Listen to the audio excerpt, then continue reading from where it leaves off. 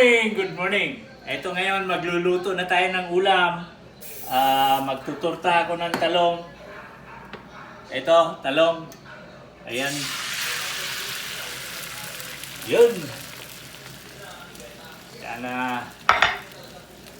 Ano yan? Nandito na, mayroon ng luto dito iba. Inuna ko na para hindi tayo masyado magtagal. So yun. Turtang talong for today, and mayroon pa akong isang chicken.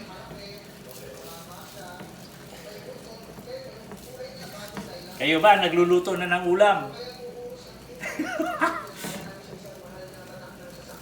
Okay. Na ito yung ating turtang talong. Dito, mayroon akong chicken na niluto.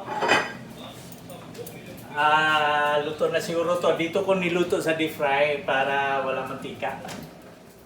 Okay. Ito, chicken. Papapansin ninyo, medyo maitim-itim dahil inadubo ko muna siya.